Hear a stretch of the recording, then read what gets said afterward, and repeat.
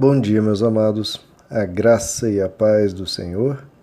Hoje vamos estudar o Evangelho segundo João, capítulo 10, versos 33 a 35, que dizem: Responderam os judeus: Não vamos apedrejá-lo por nenhuma boa obra, mas pela blasfêmia, porque você é um simples homem e se apresenta como Deus. Jesus lhes respondeu: Não está escrito na lei de vocês, eu disse, vocês são deuses. Se ele chamou deuses aqueles a quem veio a palavra de Deus, e a Escritura não pode ser anulada, e aí continua. Bom, queridos, aqui os judeus tentam justificar, a vontade deles de apedrejarem Jesus. E a justificativa é blasfêmia. Ou seja, você, Jesus, tem se apresentado como Deus. E essa realmente era algo que realmente Jesus fazia. No capítulo 5, Jesus curando o paralítico, os judeus o acusam. Olha, você está se dizendo que Deus é o seu próprio Pai, fazendo-se igual a Deus. E realmente aqui no verso 30 do nosso capítulo 10, Jesus diz: eu e o Pai, nós somos um. Então realmente a acusação, entre aspas, procede. No sentido de que Jesus realmente se fazia igual a Deus. Agora, o problema é, isso pode ser uma blasfêmia ou pode ser verdade, que é o que eles não cogitaram. E se fosse o próprio Deus que estava dizendo, eu sou Deus? Aí não há blasfêmia alguma, não há loucura alguma, não há arrogância alguma, é simplesmente alguém dizendo a verdade. Em Filipenses capítulo 2, nos é dito que Jesus, sendo em forma de Deus, não teve por usurpação ser igual a Deus. Veja só, apesar de ele estar sendo acusado de ser Deus, e ele era Deus, mas ele se esvaziou completamente. Os judeus que não tinham noção do tamanho do esvaziamento de Jesus. Por isso há o questionamento, peraí, você é um homem, por que você está se fazendo igual a Deus? Sim, porque ele, como Deus, ele se esvaziou a si mesmo, tomou a forma de servo, tornando-se semelhante aos homens, e achado na forma de ser humano, humilhou-se a si mesmo, tornando-se obediente até a morte de cruz. Então esse é o mistério, essa é a obra de Deus na terra. Ele se esvaziou, sendo Deus, ele se tornou ser humano. Então, a acusação procede, ele realmente era Deus, mas era uma verdade. Jesus não estava mentindo, não estava atuando como arrogância. Não, ele era Deus. E aí Jesus rebate essa acusação, ele poderia ter feito de outras formas, como ele fez em outras passagens, mas aqui ele cita um texto das Escrituras, que é o Salmo 82, dizendo, não está escrito na lei de vocês, vocês são deuses. Ele cita o Salmo 82 que diz, e eu leio aqui, Deus está na congregação dos poderosos, julga no meio dos deuses. Veja só, Deus julga no meio dos deuses. Que deuses são esses? E ele continua, até quando julgareis injustamente e aceitareis as pessoas dos ímpios? Veja só, até quando julgareis? Estão falando de pessoas que julgam. Fazei justiça ao pobre e ao órfão, justificai o aflito e o necessitado. Então veja, fazei justiça.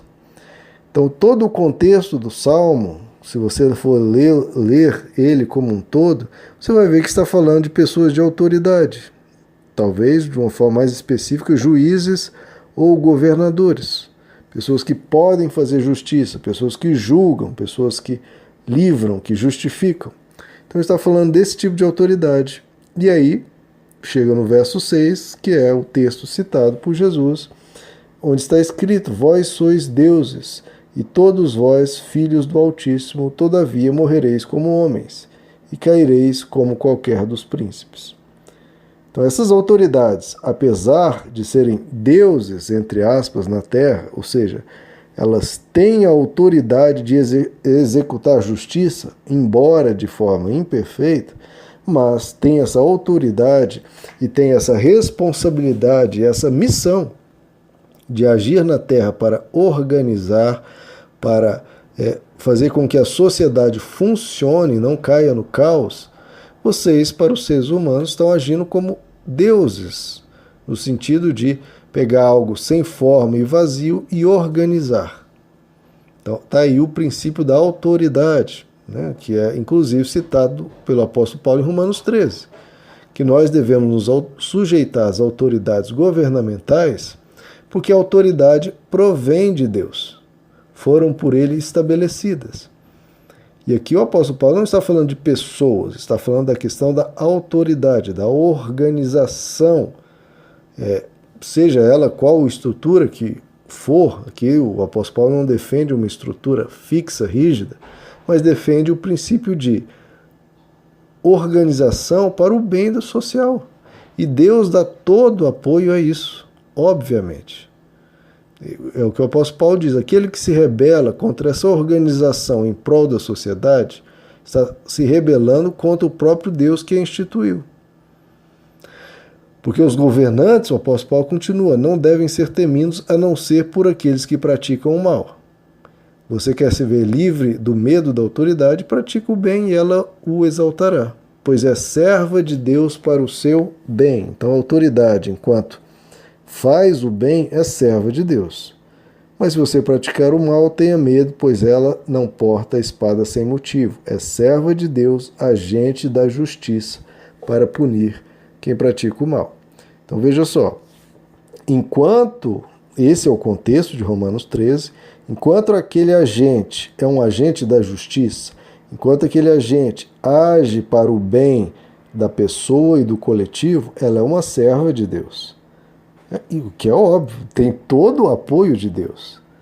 Deus dá todo o apoio para aquele que quer ou tem uma missão, uma responsabilidade, uma carga de fazer com que o bem seja gerado na sociedade.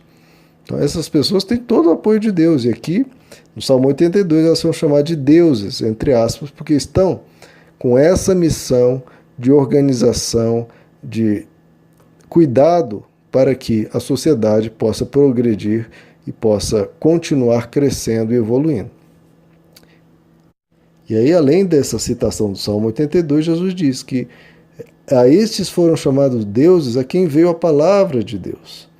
Sim, no livro de Êxodo, por exemplo, Moisés é chamado por Deus. Olha, você vai ser como um Deus para a população, no sentido de que você vai receber de mim a mensagem e vai passar para eles.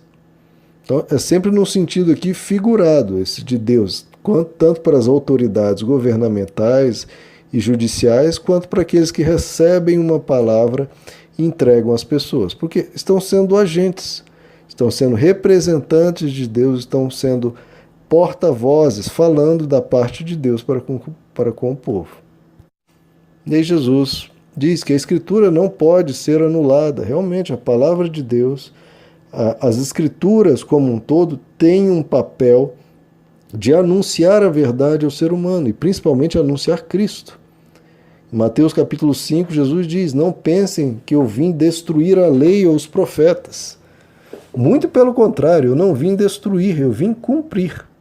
Porque em verdade vos digo, até que o céu e a terra passem, nenhum i ou um tio passará da lei, até que tudo se cumpra.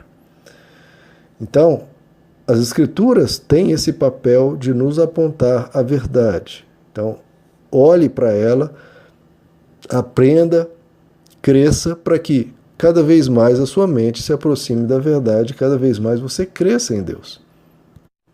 Em Lucas capítulo 24, por exemplo, Jesus diz: essas palavras eu vos falei estando ainda convosco, que importava que se cumprisse tudo o que estava escrito na lei de Moisés, nos profetas e nos salmos. E aí está dito: então lhes abriu o entendimento para compreenderem as Escrituras, e disse-lhes: assim está escrito, e assim convinha que o Cristo padecesse e ao terceiro dia ressuscitasse dentre os mortos.